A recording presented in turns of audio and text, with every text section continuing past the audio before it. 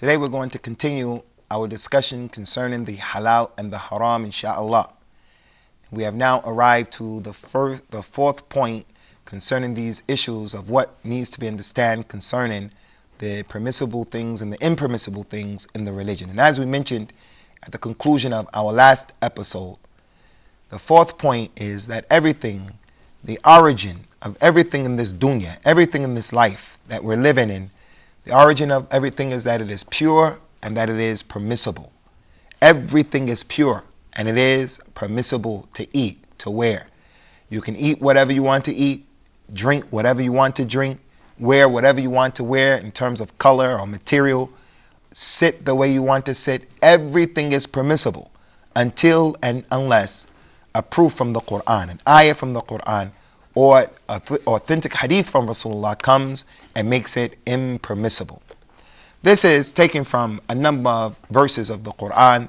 One of those verses is the statement that Allah subhanahu wa ta'ala has told us, هُوَ الَّذِي خَلَقَ لَكُم مَا فِي الْأَرْضِ جَمِيعًا. It is Allah, He is the one who has created for you people everything that is in the earth. So Allah, in creating everything in the earth, He made it clear in this ayat and a number of other ayat, a number of verses, that everything is permissible for us. And because it's permissible, it is clean and it's useful and it's wholesome. So this point is a very important point because it goes to show and it helps us to understand that you don't necessarily have to memorize everything that is permissible or impermissible in the religion. You don't have to be a hafiz or one who memorized all of the Quran. You don't have to be an individual who has memorized all of the sunnah of Rasulullah sallallahu alaihi wasallam. In addition to that, the question was presented to us from our panel: what if something that was not there during the time of Rasulullah sallallahu alaihi wasallam is introduced now? How do we know if it's halal? How do we know if it's haram? There's no verse stating it necessarily. How do we know? Well, if there's no text saying that that particular thing is impermissible, then we take it for granted that it is permissible, unless it has some qualities or it has some properties that are similar to something that has been spoken about or mentioned in our religion that is impermissible. So this point here helps you to understand that sometimes if we were to get and grasp a good foundation concerning the qawaid of fiqh, the principles, especially the principles of usulul fiqh, if a person were to understand some of these principles, it will relieve him from the responsibility of knowing a lot of verses of the Quran, memorizing and being acquainted and knowing a lot of the statements of Prophet Muhammad sallallahu alaihi wa ala alihi wasallam. The next point that we want to mention concerning the issue of the halal and the haram is that everything that is halal, it is pure. It is pure and it's wholesome. And whatever is made haram in the religion, impermissible, is made haram because it is either harmful or is dirty and filthy. And then we have those things that have some good in them and they have some evil in them. It has some good purity in it or benefit in it, and then at the same time, simultaneously, it has some harm or some dirt in it, some filth in it. Well, in that case, if the benefit outweighs the filth and the harm, then it's going to be halal. And if the harm and the filth outweighs the benefit, then it's going to be haram. So the next point, point number four. Everything that is halal is pure. Everything is pure. And everything that is haram, the thing that is haram, it is haram because it is filthy or it is harmful. They came to the Prophet sallallahu alaihi wasallam and they asked him, Ya Rasulullah, what is halal for us? What has Allah made permissible for us? And Allah revealed a number of ayat in the Quran. And He said, tell them what is permissible for them are the good things, the tayyibat, those things that are good and wholesome.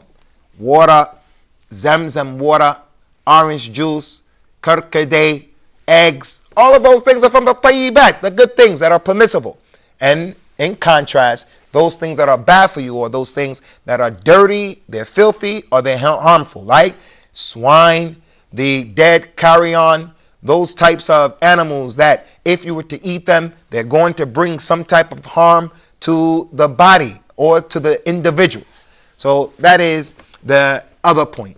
Before going on to the last 2 points, inshallah, we just want to make sure the brothers have any questions or comments concerning these last 2 points. Everything in the dunya, everything in this life that is halal, it's halal because it's pure. And whatever is haram because it's dirty, it's filthy, or it's harmful. And the other point, everything is permissible in the earth for us to eat, to wear, to drink, except those things that there's some text, a dalil that comes to make it impermissible. Do you brothers have any questions concerning Ahmed? I have a question, a comment. The question is, some people bring tradition into halal and haram. So does tradition affect halal and haram? Concerning the urf, the traditions of the people and the culture of the people can make something halal or haram. But it has a secondary ability to do that, not in and of itself. We mentioned concerning the masadir of a tashri'. We mentioned that the sources of legislation, what makes things halal, haram, the Quran, the Sunnah, the ijma', as well as the statement of the companions and qiyas. So it is with the Quran and the Sunnah that qiyas is allowed to make something permissible. It is with the Quran and the Sunnah that ijma' is allowed to make something permissible or haram from the Sunnah. Similarly, it is a secondary issue that the urf of the person or the people, the customs of the people, make something permissible or impermissible. But it is conditional. It has conditions. It has conditions.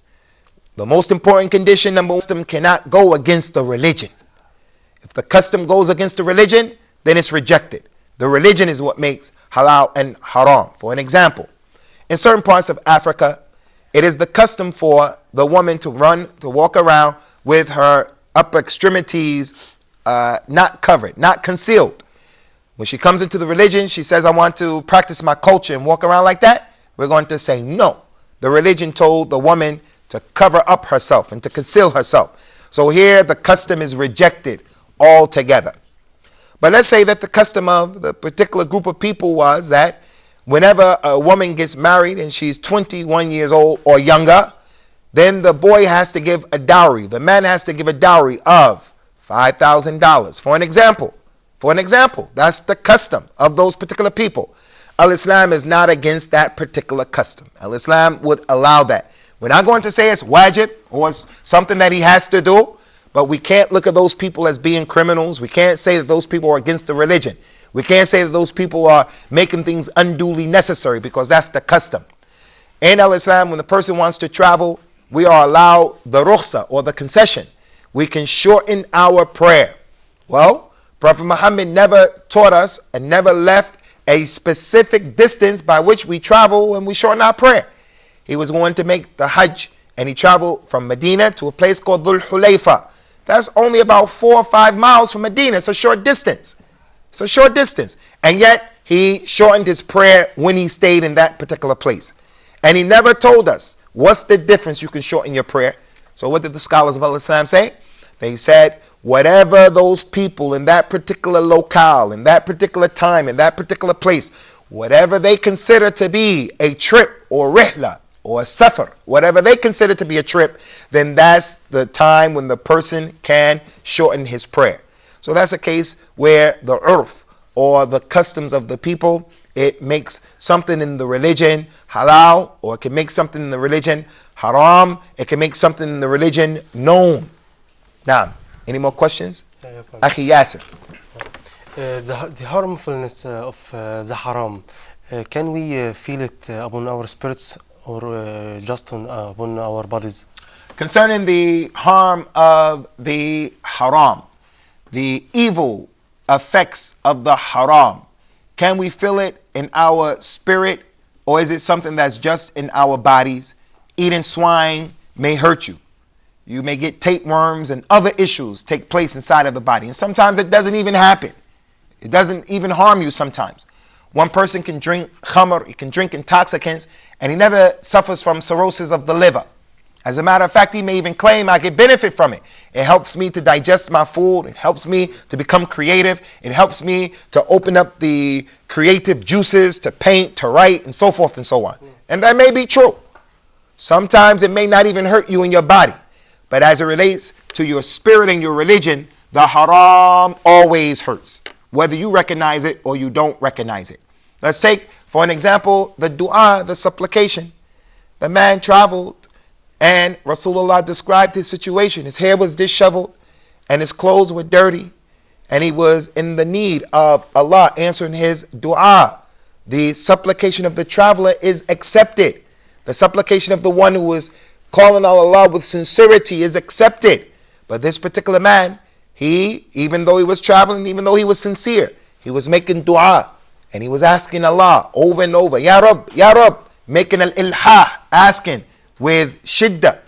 And yet the Prophet said, Sallallahu Alaihi Wasallam, how is Allah going to answer his supplication when his food is haram, his drink is haram, the clothes that he's wearing is haram, and he's being nourished with what is haram, what is not permissible? How is it that his supplication is going to become answered? So that's one way in which we clearly see how spiritually and religiously falling into what is haram will help you. In addition to that, ikhwani, there's an authentic hadith that the Prophet told us, sallallahu alaihi wasallam, if you see that a man has been given and Allah continues to give to him in the dunya, he makes things easy for him, gives him more money, makes the life easy for him, and the man is doing the haram, but still he's receiving a lot, it seems, it appears. He said, know for a surety that that is only istidraj. Allah has only given him enough rope so that he's going to hang himself eventually.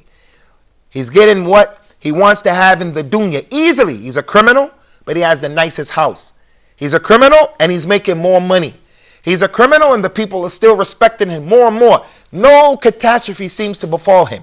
Rasulullah said, know for surety that this is only istidraj from Allah. Allah has just given him more rope so that he can destroy himself.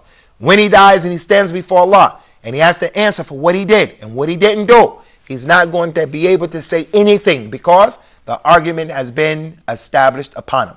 But for most people, the haram also bothers you in your body as well. For most people, it's going to have a negative effect and make a negative impact. We're going to stop here, inshallah, and then we'll come back and we will complete this particular topic, inshallah. And we look forward to seeing you in our second half of this particular episode.